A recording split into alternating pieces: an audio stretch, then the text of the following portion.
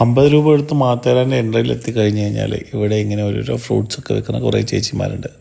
അപ്പം നമ്മൾ ഇനി അമാൻ ലോഡ്ജ് മുതൽ മാത്തേരാൻ വരെ നടന്നു പോകണം. അതിൻ്റെ ഇടയ്ക്ക് നമുക്ക് ദാഹവും വിശപ്പൊക്കെ ഉണ്ടെങ്കിൽ ഇങ്ങനത്തെ ഓരോ ഫ്രൂട്ട്സ് വാങ്ങി കഴിക്കല്ലാതെ വേറൊരു മാർഗ്ഗവുമില്ല. ഇതുണ്ട് കുതിരകൾ സവാരി, ഇതാ മനുഷ്യർ വലിക്കുന്ന റിക്ഷയുണ്ട്. ഇതൊക്കെ ആളുകളുടെ സഞ്ചാരത്തിന് വേണ്ടിയിട്ട് അമാൻ ലോഡ്ജ് ടു മാത്തേരാനിലേക്ക് ഉള്ള മാർഗ്ഗമാണ്, അല്ലാതെ വേറെ ഒന്നുമില്ല. ഇതാണ് അമാൻ ലോഡ്ജ് റെയിൽവേ സ്റ്റേഷൻ.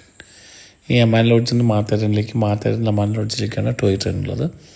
നമ്മൾ ഈ റെയിൽ പാളത്തിന് മുകളിൽ കൂടെ നടന്നിട്ട് വേണം മാത്തേരാനിലേക്ക് എത്താൻ വേണ്ടിയിട്ട്. നടന്നു പോകുന്ന പോക്കിൽ നമുക്ക് ചെറിയ ചെറിയ കാഴ്ചകളൊക്കെ കാണാം. നല്ല ജനനിബിഡമായിട്ടുള്ള ഒരു യാത്ര ആയിരുന്നു അത്.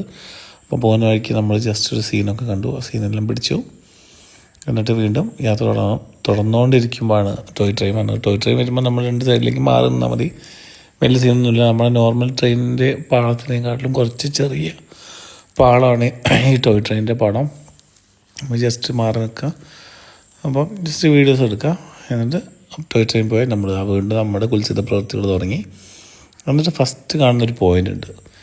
ഈ പേര് പോലെ തന്നെ പോയിൻ്റ് ഒരു വലിയ ഗുണമൊന്നുമില്ല, അതുകൊണ്ട് നമ്മളവിടെ പോയില്ല. വീണ്ടും ആ ടോയ് ട്രെയിൻ തിരിച്ച് വരുന്നുണ്ട്. ടോയ് ട്രെയിൻ തിരിച്ച് വരുമ്പോൾ നമ്മൾ കൈയും കാലവും കാണിച്ചു, ഹായ് ഹായ് പറഞ്ഞു. നാളെ ഞാനും ഈ ടോയ് ട്രെയിനിൽ കയറും എന്നുള്ള അഹങ്കാരം വെച്ചിട്ട് ആളുകളോടൊക്കെ ഞാൻ ചുമ്മാ കയ്യെല്ലാം കാണിച്ചു. അപ്പോൾ നമ്മളത് മാത്തേരാനിലെത്തി കഴിഞ്ഞിട്ടുണ്ട്.